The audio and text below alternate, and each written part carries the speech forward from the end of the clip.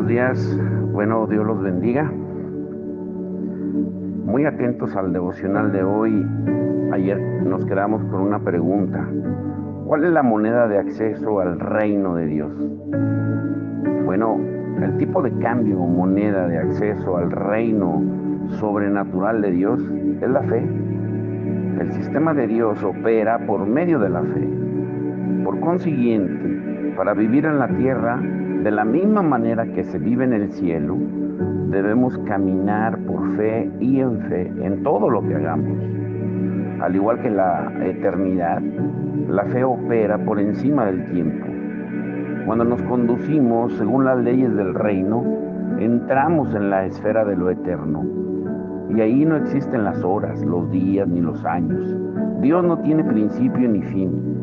Él no vive en base al tiempo, porque el tiempo es parte de su creación. Tuvo principio y tendrá un fin. Esto quiere decir que una vez cumplido el propósito de su vigencia, el tiempo no existirá más. El tiempo también tiene fecha de expiración, porque viviremos en la eternidad. En Apocalipsis 10:6 dice: y juro por el que vive por los siglos de los siglos, que creó el cielo y las cosas que están en él, y la tierra y las cosas que están en ella, y el mar y las cosas que están en él, que el tiempo no sería más. Los hijos de Dios hemos recibido una medida de fe por medio del nuevo nacimiento. Cuando recibimos a Cristo en nuestro corazón, fuimos sellados por el Espíritu Santo. Desde ese momento, bueno, todos los seres somos eternos, tanto para operar en los dos mundos, el visible y el invisible, como para evitar que el tiempo sea una limitación. Ahora, primero tenemos que entender qué es la fe. Primero, veamos brevemente qué no es fe. La fe no es esperanza, porque la esperanza tiene que ver con el futuro. La fe comienza con esperanza. La fe tampoco es conocimiento, porque el conocimiento es juzgar las cosas solo por la percepción de los sentidos naturales, el tacto, el gusto, el olfato, el oído, la vista. Y la fe opera en la dimensión del espíritu, no en los 5 sentidos. El conocimiento no es fe, porque cuando llegamos al conocimiento es muy tarde para la fe. La fe tampoco es presunción, no es algo que asumimos que pueda ser. ¿Qué es fe entonces? Hebreos 11:6 dice: pero sin fe es imposible agradar a Dios, porque es necesario que el que se acerque a Dios crea que le hay y que es galardonador de los que le buscan. Dios es, dice, y Dios es galardonador. La fe es siempre presente. La fe toca la atmósfera de lo eterno. Dios es el yo soy, el que soy. Yo soy el que fue, soy y será. Y también una parte interesante o importante que debemos de entender, que hay dos mundos: el mundo espiritual, que es discernido en el espíritu y es el ámbito en el cual opera la fe, y el mundo físico, que se maneja por los 5 sentidos. Cuando nos movemos en el ámbito espiritual, no tenemos una evidencia palpable, tangible. Es un saber interno, no físico, ni intelectual, ni que podamos conocer por medio de los sentidos. En el mundo natural que habitamos hay 4 dimensiones: la longitud, la profundidad, el tiempo y el espacio. La gente define la eternidad como todo el tiempo o largo tiempo, pero la eternidad no es tiempo.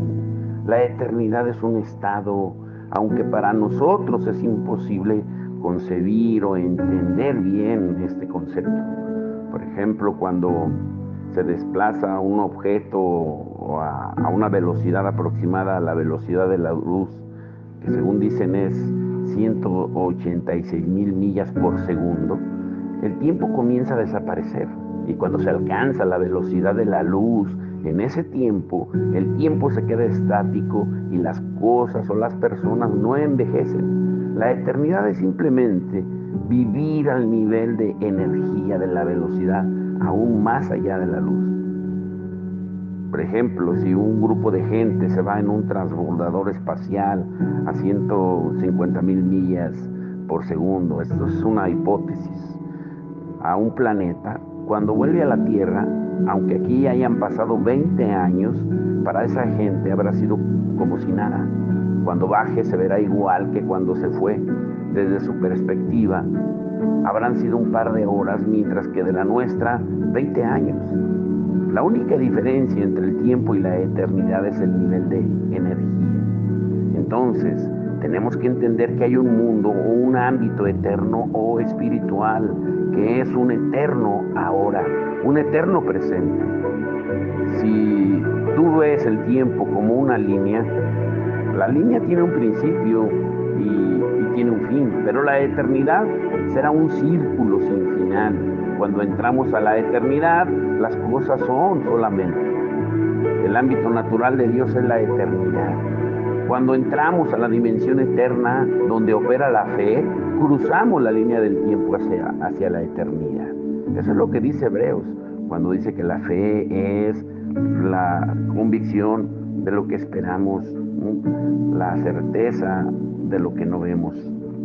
Ahora, hay sucesos de mucha importancia que se llevaron a cabo en el ámbito eterno y en el temporal. Pongan atención aquí. Por ejemplo, el evento de la cruz sucedió en la eternidad, antes de la fundación del mundo, cuando todavía el tiempo no existía.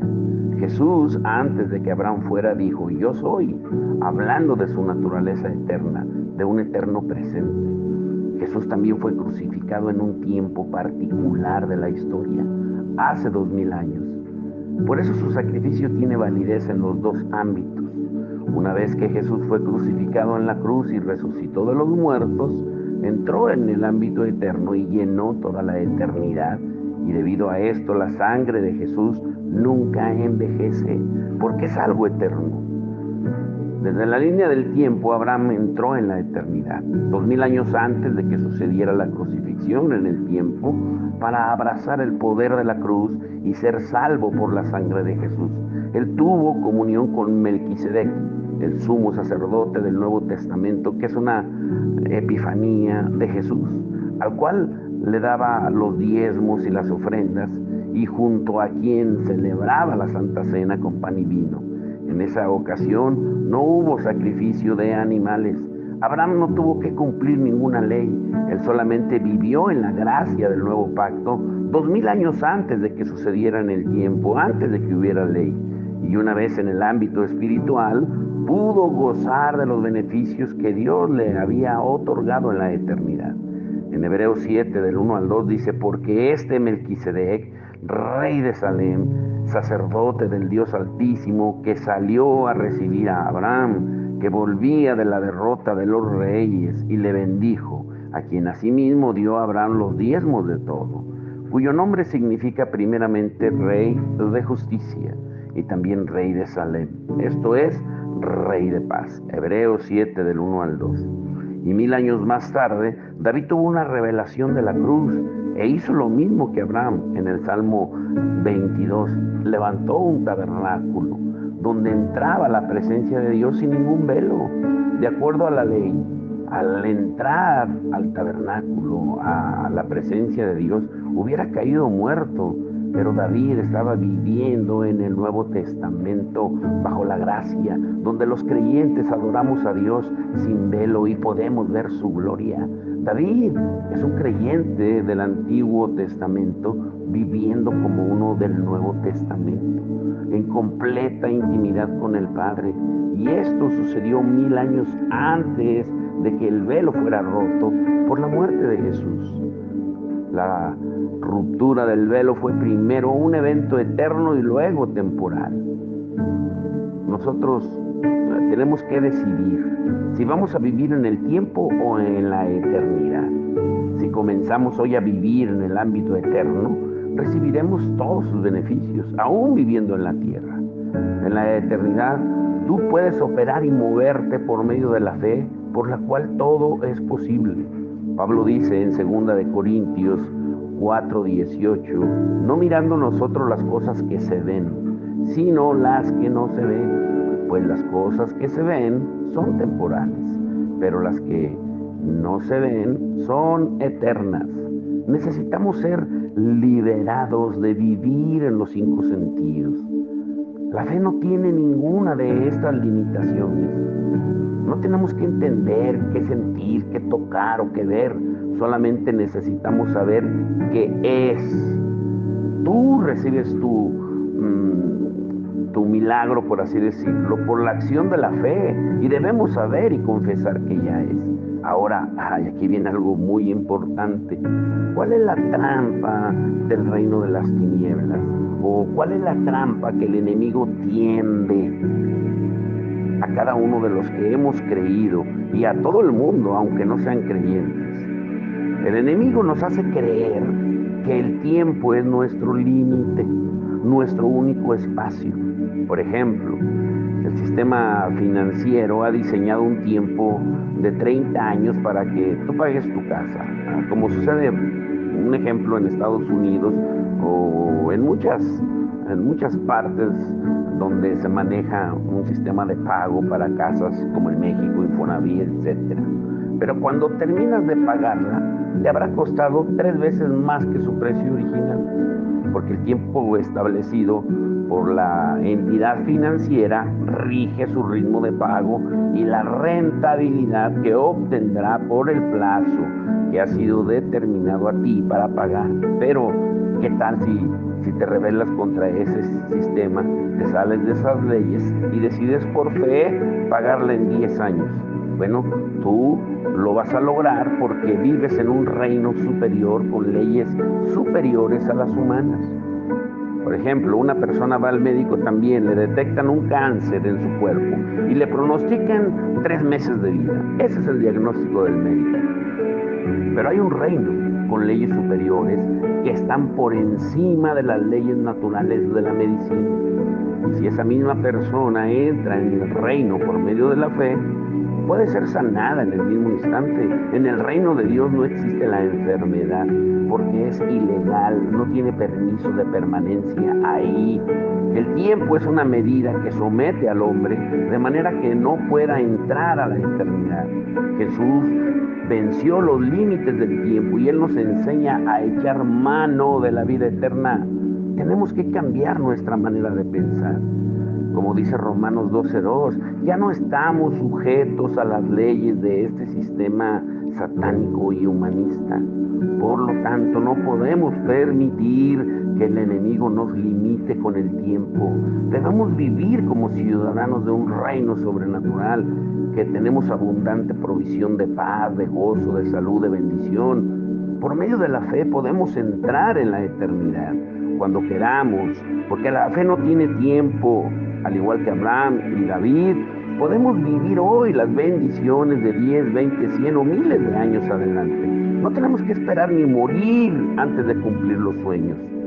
Pero ¿cómo podemos cruzar la línea de ser creyentes terrenales a creyentes del reino sobrenatural?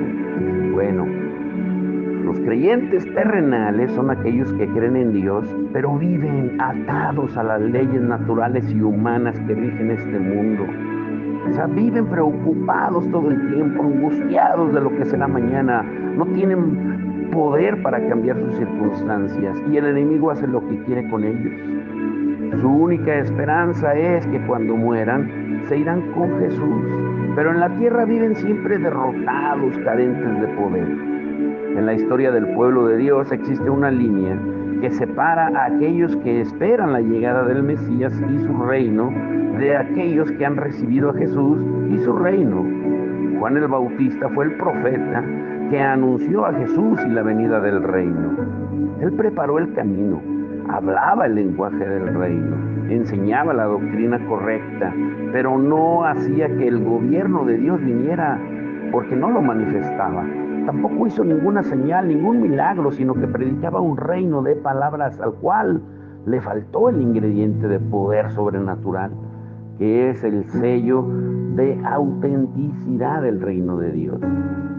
En Juan 10:41 dice, y muchos venían a él y decían, Juan A la verdad, ninguna señal hizo, pero todo lo que Juan dijo de este era verdad. Juan no hizo las obras de la fe.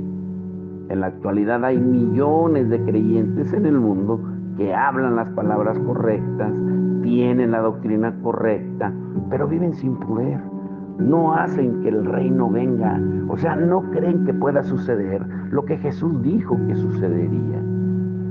No oran por los enfermos porque no creen que Dios los pueda sanar. No oran por alguien que esté endemoniado porque no creen que Dios los pueda liberar. Pero los creyentes del reino son los que continúan y los que creen que el ministerio de Jesús en la tierra hará lo mismo que Él hacía. En Juan 14:12, Jesús dijo algo poderoso que tal vez no hemos entendido realmente en su dimensión real. Él dijo: de cierto os digo, el que en mí cree, las obras que yo hago, él las hará también, y aún mayores hará, porque yo voy al Padre. Este tipo de creyentes son los que cruzan la línea de las palabras bonitas y elocuentes a una demostración viva de que Jesús ha resucitado y su reino es más poderoso que cualquier otro. Ahora la pregunta es para cada uno de nosotros: ¿estamos dispuestos a cruzar la línea de ser creyentes terrenales a creyentes del reino de Dios? Hubo un momento incluso en que Juan el Bautista dudó de quién era Jesús. Después de declarar y de predicar, de preparar el camino, que Él era el Mesías y que Él mismo no era digno de desatar la correa de sus sandalias. Y ante esa duda Jesús le contestó con el fruto del poder del Evangelio del Reino. Dice la palabra de Dios: cuando Jesús terminó de dar instrucciones a sus 12 discípulos, se fue de ahí a enseñar y a predicar en las ciudades de ellos. Y al oír Juan en la cárcel los hechos de Cristo, le envió 2 de sus discípulos para preguntarle: ¿eres tú aquel que había de venir o esperaremos a otro? Y respondiendo Jesús le dijo: vayan y hagan saber a Juan las cosas que oyen y ven. Los ciegos ven, los cojos andan, los leprosos son limpiados, los sordos oyen, los muertos son resucitados, y a los pobres es anunciado el Evangelio. En Mateo 11, del 1 al 5. Jesús declaraba en estos versos la manifestación visible del reino de Dios sobrenatural, poderoso y superior. Un reino que no consiste solo en palabras, sino también en poder. Jesucristo, dice Hebreos 13:8, es el mismo ayer, hoy y por los siglos. Jesús no cambia, no tiene que cambiar. Nosotros somos los que debemos cambiar nuestra manera de pensar. Tenemos el poder y la autoridad para hacer las obras que Él hizo. Debemos comenzar a creer y actuar como Jesús, porque el Espíritu Santo ya nos ha dado el poder para obrar lo que Él mismo obró. Jesús resucitó y está vivo. Hebreos 1:3 dice: a quienes también, después de haber padecido, se presentó vivo con muchas pruebas indubitables, sin duda, apareciéndoseles durante 40 días y hablándoles acerca del reino de Dios. Muchas personas no van a creer solamente por nuestra palabra. Debemos demostrarles las obras del reino, que Dios sigue obrando, que cuando oremos por los enfermos, debemos creer que Dios les dará sanidad, que Dios hará maravillas, prodigios, que Dios, Jesucristo, sigue expulsando demonios en la autoridad de su nombre. ¿Por qué les vamos a dar solo una parte? ¿Por qué les vamos a predicar solo un evangelio teórico? ¿Por qué vamos a vivir solo una parte del reino si es tan extenso, infinito y sobre todo poderoso para cambiar lo que ningún recurso o ley natural puede alterar? Debemos entender que vivimos en la tierra, pero no somos de la tierra, somos ciudadanos de un reino sobrenatural que puede manifestarse sobre aquellos que quieren cruzar la línea de las palabras a la acción, de la buena enseñanza a las obras poderosas. La fe de una persona incrédula no se despierta por las palabras bonitas, sino cuando ve que Dios sigue siendo el mismo de ayer, de hoy y siempre. Ahora, pongan atención, esta es la parte importante. Cuando leemos las Escrituras, descubrimos que contienen muchos misterios. Por ejemplo, el misterio de Cristo, el misterio de la deidad, el misterio del anticristo, los misterios del reino. Toda la creación completa está llena de misterios incomprensibles para la mente humana, los cuales solo pueden ser entendidos por revelación del Espíritu Santo. El deseo, el anhelo de Dios es revelar los misterios del reino al ser humano sin esconder nada. El Espíritu Santo, cuando leemos la palabra con su dirección, Él nos revela. ¿A cuántos de ustedes les ha pasado que leen un versículo y pueden haberlo leído por años, pero después puede pasar tiempo y lo vuelves a leer y de repente te viene una iluminación diferente de cuando lo leíste? Dios quiere que el hombre entendamos la palabra para que la obedezcamos y podamos ser verdaderos discípulos del reino. Pero Dios solamente esconde sus misterios de aquellos que buscan conocimiento, pero no relación. Y estos son los que oyen, pero no quieren tomar la decisión de obedecer la palabra. Son muchos los que quieren saber los misterios de Dios solo para llenar su mente de conocimiento, pero no para obedecerlos. Dios no funciona así. Los misterios son para los hijos. Ahora, ¿qué es un misterio? Si vamos a los originales del Nuevo Testamento, escritos en griego, encontraremos la palabra mysterium, cuyo significado es iniciar en los misterios. O sea, esta palabra también denota, a diferencia del castellano o el inglés, aquello que está más allá de la posibilidad de ser conocido por medios naturales. Es algo que se recibe únicamente por revelación divina del Espíritu Santo, de una forma y en un tiempo señalados por Dios, y a quienes tienen sed de conocerlo y han tomado la decisión de obedecerlo.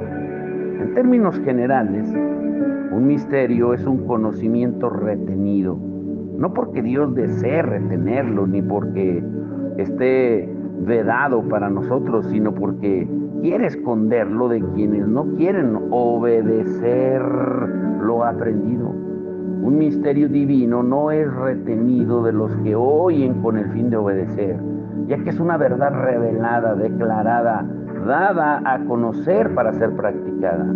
Es decir, es un conocimiento ya revelado, pero retenido de quienes están fuera del reino. ¿Qué es la revelación divina?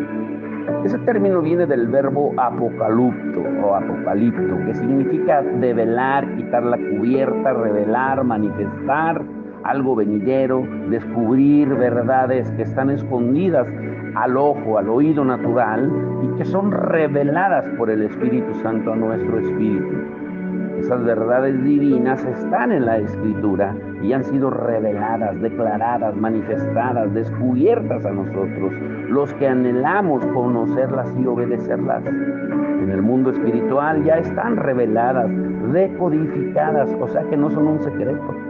Pero la condición para entender estas verdades es que no dependamos de nuestra mente humana, de nuestros sentidos, porque solamente tenemos acceso a esos misterios por medio del Espíritu Santo y por medio de la fe.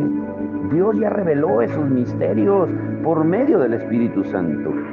Pablo dice en 1 Corintios 2, 9 al 10, antes bien, como está escrito, cosas que ojo no vio, ni oído oyó, ni han subido en corazón del hombre, son las que Dios ha preparado para los que le aman. Pero Dios nos las reveló a nosotros por el Espíritu, porque el Espíritu todo lo escudriña, aún lo profundo de Dios. Esos misterios están incluidos en la palabra de Dios, pero nadie tiene acceso a ellos por medios humanos o naturales. Las tradiciones, los viejos paradigmas mentales y la dureza de nuestro corazón ciegan, nublan nuestro entendimiento. Por eso, para tener acceso libre a los misterios contenidos en la Biblia, necesitamos una mente abierta, totalmente libre de prejuicios, de fortalezas mentales, de religiosidad. Los misterios divinos ya han sido revelados por el Espíritu Santo, ya fueron decodificados. Por consiguiente, no hay obstáculos para aquellos que los anhelan y que quieren conocer y obedecer a Dios. En este punto es importante poner de manifiesto que la Escritura habla de misterios, secretos revelados, pero también habla de cosas secretas. Y es por un acto soberano de Dios que todavía no han sido reveladas. ¿Qué son las cosas secretas?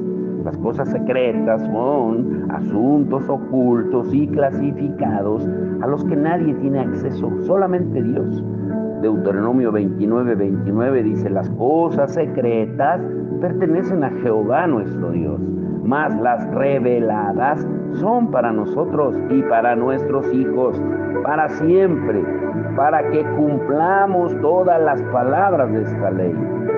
La diferencia entre misterios y cosas secretas es que los misterios son verdades ocultas, desclasificadas, que en otro tiempo fueron cosas secretas, pero que ahora Dios las ha revelado por el Espíritu Santo, por su palabra. Las cosas secretas, en cambio, todavía no han sido reveladas y nadie tiene acceso a ellas. Jesús dijo que su iglesia iba a ser edificada con revelación de quién es Él, lo cual significa que los misterios de Dios nos han sido revelados para edificar su iglesia. Por esa razón puso a los ministerios, como dice en Efesios 4:11, como administradores de esos misterios. Pero las cosas secretas pertenecen a la omnisciencia de Dios. En 1 Corintios 4:1 dice: así pues tengamos los hombres por servidores de Cristo y administradores de los misterios de Dios. La palabra administrador es un vocablo griego, oikonomos, que significa distribuidor de la casa, supervisor, tesorero, predicador del evangelio, mayordomo. Y ese es el rol o la función de nosotros cuando cumplimos la gran comisión, cuando somos enviados. El ministerio de un enviado es un ministerio apostólico. Recuerden que la palabra apóstol es ser enviado, es un don que Dios da, el cual tiene autoridad dada por Dios para distribuir, supervisar, predicar esos misterios divinos, de manera que edifiquemos el cuerpo de Cristo. Cuando en la iglesia no se obedece a la gran comisión de este ministerio de ser enviados como apóstoles, como discípulos de Cristo, como administradores de los misterios de Dios, el pueblo puede caer en doctrinas falsas, las cuales conducen a herejías, a la apostasía. También los apóstoles son quienes tienen la autoridad para decir si la revelación o doctrina es de Dios o no. Son los mayordomos, los administradores, supervisores, tesoreros de los misterios de Dios, de la gracia de Dios, de la gente, de los bienes naturales. Ellos se encargan de distribuirlos a la iglesia y de establecer doctrinas para que sea edificada mediante la palabra de Dios y la revelación divina. Ahora, es de hacer notar que de ninguna forma estos misterios deben salirse de los parámetros de la palabra escrita. Todo tiene concordancia. Si el Espíritu Santo revela algo, va a ser de acuerdo a la palabra. Si esto ocurre tarde o temprano, si no ocurre así, si no va de acuerdo a lo que dice la palabra, si alguien se levanta con una revelación diferente a lo que dice la palabra, se convierte en herejía, en una doctrina extraña. Por eso debemos tener mucho cuidado. Efesios 3:5 dice: misterio que en otras generaciones no se dio a conocer a los hijos de los hombres, como ahora es revelado a sus santos apóstoles y profetas por el Espíritu. Es importante entender que aunque los apóstoles son administradores de estos misterios, cada persona puede acceder a ellos, si en su corazón anhela conocerlos y obedecerlos. Ahora, para ir concluyendo por hoy, ¿cómo enseñó Jesús los misterios del reino? Jesús enseñó los misterios del reino por medio de parábolas también. ¿Qué es una parábola? La parábola es un vocablo hebreo mashal, que significa proverbio, anécdota, refrán, alegoría, ilustración. Define lo desconocido usando lo conocido y lleva al que está escuchando a querer descubrir su mensaje. Las parábolas son ilustraciones que revelan la verdad de Dios en palabras figuradas, diseñadas para tocar el corazón a través de la imaginación. Son ilustraciones simples que definen la mente por medio de relatos cotidianos con los que la gente se puede relacionar. ¿Y cuál fue el propósito de las parábolas de Jesús? El propósito de estas parábolas fue enseñar, instruir e ilustrar el mensaje del reino. Por ejemplo, Jesús usó la parábola del sembrador como fundamento para poder entender el resto de las parábolas que enseñó. En Marcos 4:13, dice, y les dijo, ¿no saben esta parábola? ¿Cómo pues entenderán todas las parábolas? En Marcos 4:13. Es de suma importancia que entendamos el porqué de las parábolas, de modo que tracemos las escrituras correctamente. Las parábolas de Jesús entran a nuestro corazón con la intención de cambiar nuestras vidas para bien. En Mateo 5:19 dice, de manera que cualquiera que quebrante uno de estos mandamientos muy pequeños y así enseña a los hombres, muy pequeño será llamado en el reino de los cielos. Mas cualquiera que los haga y los enseñe, este será llamado grande en el reino de los cielos. El misterio encerrado en esta escritura es que todo aquel que interprete la palabra correctamente será llamado grande en el reino, pero si la interpretación es dada por el Espíritu Santo, tendrá el poder de cambiar para bien a los seres humanos. Por el contrario, si no se interpreta correctamente la revelación, no tendrá suficiente poder para transformar las vidas. Por eso es importante recibir y ejercer el ministerio como Jesús lo diseñó. Si interpretamos parcialmente las Escrituras, el poder sobrenatural del reino se manifestará de forma parcial. Si la interpretamos de manera equivocada, el poder del reino no se va a manifestar. Si la interpretamos bien, entonces vamos a presenciar la manifestación plena del poder sobrenatural de las operaciones del reino de Dios en todo lo que emprendamos para Él. ¿Cuáles son entonces los propósitos de las parábolas? Ilustrar la enseñanza del reino de Dios para que la gente la entienda mejor y la recuerde. Desafiar a los que escuchan a tomar la decisión de ser un discípulo en el reino de Dios y esconder ciertas virtudes divinas de aquellos que no quieren obedecer, sino solo quieren tener conocimiento. La voluntad del Señor era enseñar los misterios del reino, ilustrarlos con parábolas para que todo el mundo los entendiera y tomara la decisión de ser discípulos del reino. Jesús quería que toda la gente entendiera el mensaje del reino y su justicia. Y refiriéndose a los discípulos del reino, Él les dijo lo siguiente en Mateo 13:11. Porque a vosotros es dado saber los misterios del reino de los cielos, mas a ellos no les es dado.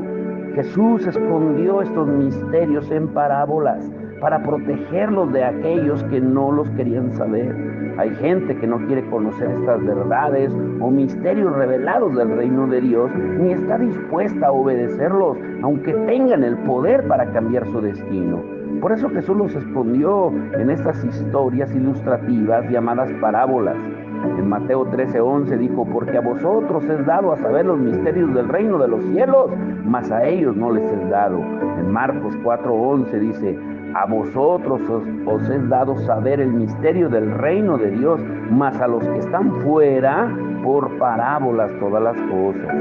En Lucas 8:10, a vosotros os es dado conocer los misterios del reino de Dios, pero a los otros por parábolas, para que viendo no vean y oyendo no entiendan. Cuando Jesús dice ellos, se refiere a los que estaban afuera, a todos los que rechazaron esos misterios que eran los religiosos de su tiempo. Cuando dice a nosotros, se refiere a los discípulos, los que deseaban conocer y entender los misterios del reino. La gente no se sentía amenazada cuando Jesús les contaba una historia. Él vino con la misión de comunicar la verdad del reino. Por lo tanto, para proteger su integridad y su justicia y a la vez decir la verdad sin imponerla, respetando el libre albedrío del hombre, tomó la verdad y la escondió en parábolas. De manera que el que quiere oír y obedecer entiende, mas el que no, solo escucha una historia. En Mateo 13:14 dice, de manera que se cumple en ellos la profecía de Isaías que dijo, de oída oiréis y no entenderéis, y viendo veréis y no percibiréis. La parábola fue dada para ser revelada, y cuando es anhelada y pedida de corazón, es como una semilla que queda sembrada en el corazón del hombre. Y cuando llega el momento, si la persona desea conocer la verdad, la parábola se va a exponer. De repente esa historia que escuchó se hace realidad en su vida. La verdad sale a la superficie y podrá entenderla. Esa es la razón por la cual la Biblia usa la expresión volvió en sí, la cual significa que el entendimiento de la persona fue iluminado y pudo entender y ver lo que estaba frente a sus propios ojos. Muchas veces queremos ayudar o guiar a los demás sin tener la verdad revelada en nuestra vida, es decir, sin darnos cuenta de que es primero uno mismo quien necesita ayuda. Recordemos que un ciego no puede guiar a otro ciego. El hijo pródigo volvió en sí, recuperó la cordura, entendió la verdad, se dio cuenta de lo ridículo de su situación y de lo irresponsable e inmaduro que había sido. Reconoció que necesitaba ayuda y entonces Dios le reveló el conocimiento retenido. Los cristianos tenemos mucho conocimiento retenido en nuestro interior, esperando nuestra voluntad de obedecerlo para que entonces sea revelado. Ahora, Jesús hablaba a sus discípulos claramente, pero a los demás les hablaba en parábolas para esconder sus misterios. ¿Pero por qué lo hacía? Bueno, mañana lo estudiaremos. Vamos a orar y a darle gracias a Dios para que Él nos revele los misterios del reino.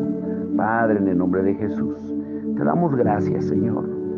Te damos gracias por tu amor, tu misericordia, porque tu palabra, Señor, cada vez que la estudiamos, la leemos, la escuchamos, nos alimenta, nos da fortaleza en nuestro espíritu, nos da esperanza, nos da amor, nos da todo, Señor, sin limitaciones de tiempo, porque no esperamos ninguna situación emocional o ninguna situación física, ninguna situación financiera, nada de ese tipo, porque confiamos en ti. Tú eres nuestro Dios, tú eres nuestro proveedor, nuestro sanador, nuestro ayudador, tú eres nuestro todo. Y teniéndote a ti, Señor, no nos falta nada. Cuando confiamos en ti, estamos completos, Señor. Ayúdanos en este día a confiar plenamente en ti, Señor, a tener nuestra esperanza en ti, a tener la mirada puesta en ti, como tu palabra lo dice, puestos los ojos en Jesús, el autor y el consumador de nuestra fe. Ya no confiar en el hombre, porque tu palabra también dice, maldito el hombre que confía en el hombre. Confiamos en ti, Señor, en toda situación que estemos enfrentando, en toda situación que padezcamos, confiamos en ti primeramente, Señor. Y tú eres el que haces que sucedan las cosas. Tú transformas, Señor, las circunstancias. Tú eres el que toca los corazones. Tú eres el que mueve lo que tengas que mover. Tú eres el que se haga realidad lo que no vemos, para que suceda lo que creemos, para que esa convicción que tenemos, la certeza de lo que no vemos y palpamos, se haga realidad. Porque tu palabra dice, Señor, que el mundo que vemos fue hecho de lo que no se ve. Hay un mundo espiritual que no vemos, que es más real de lo que vemos. Pero nos acostumbramos tanto a vivir en un mundo material, físico, visible, que olvidamos que todo esto es pasajero. Todo va a desaparecer en un soplo, en un abrir y cerrar de ojos. Por eso necesitamos entender la dimensión eterna, entender los misterios del reino tuyo, Señor. A entender que el tiempo que tenemos mientras estamos en este cuerpo mortal es corto, es poco. Necesitamos vivir cada día como si fuera el último, hablar de ti, predicar de ti, pensar en ti, hablar a todo mundo, Señor, de lo que tú eres. Un ser eterno que quiere darnos salvación eterna para llevarnos eternamente a vivir contigo, para que no nos perdamos. Pero la gente se sigue perdiendo porque no hay quien predique, Señor. Los obreros son pocos, los campos están blancos, porque somos egoístas, pensamos en nosotros solamente, pero no pensamos en el prójimo. Hoy te rogamos, Señor, que podamos entender por la iluminación de tu Espíritu Santo que tú no te mueves a través del tiempo, sino en lo eterno.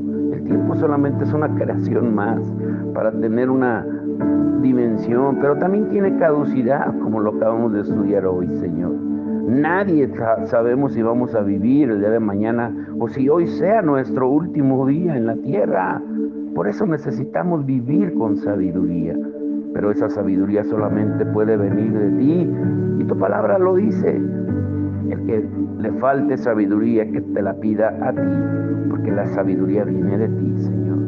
Te damos la gloria y la honra en el nombre de Jesús. Amén y amén.